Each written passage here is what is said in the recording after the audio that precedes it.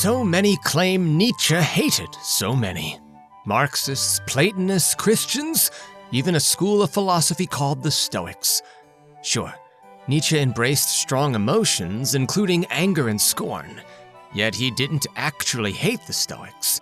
They were an influential ancient school, whose most famous thinkers appear at the extremes of society. At the top, Seneca, a Roman nobleman who penned letters on tranquility. At the bottom, Epictetus, literally a slave once beaten lame, whose name means acquired. Starting at the bottom, Nietzsche highly respected Epictetus for forging dignity under brutal conditions. But he also warns that Epictetus's, quote, unfree philosophy, born out of actual chains, might not serve the modern so-called free person very well. Hence Nietzsche's poem about the unfree philosopher. He stands and listens. What's this chatter? What hums within his ears and prattles? What was it that just struck him down? Like any who were once chain-bound, he hears it everywhere. Chain rattles. Anyone who has lived in bondage, Nietzsche suggests, may still hear the echo of shackles. Epictetus needed stern self-mastery because he had no choice. But are we really unfree today? Might we be chaining ourselves to rigid moral absolutes and mistaking that for true freedom? What kind of cultural leader would this unfree mindset produce? Well, Nietzsche presents the noble Stoic Seneca in his wry poem, Seneca et hoc genus omne, or Seneca and his breed. He writes and writes his blah blah oh so wise, as if the rule were scribbulatum first, then philosophize.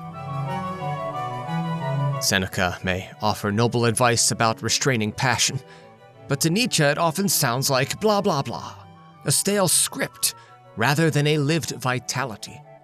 Indeed, the Stoic nobleman's unruffled calm had little effect when true moral action was needed.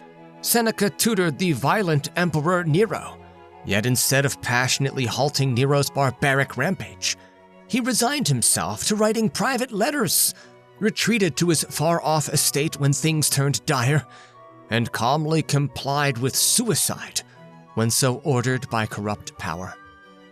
Rather than acting to curb injustice, he repeatedly stepped aside. So what does this reveal about Stoic nobility? Nietzsche sees a dangerous passivity in always rising above life's messiness.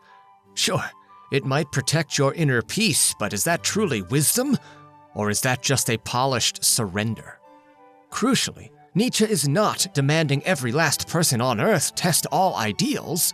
He's urging philosophers and cultural leaders to scrutinize whether Stoic serenity remains heroic, or if it's become self-delusion. He didn't despise the Stoics themselves. He admired their dignity under dire conditions. But he loathed empty imitation, especially of a creed so life-denying that it sterilizes action like, don't fight, merely endure. After all, are you really so broken that you need Epictetus's iron fortitude? That's essentially Nietzsche's question. Stoic serenity can be heroic if you're chained. But if you're not, why build your own prison? Might Stoic calm be a chain that rattles in your thoughts, keeping you from fully saying yes to life? Thanks for watching.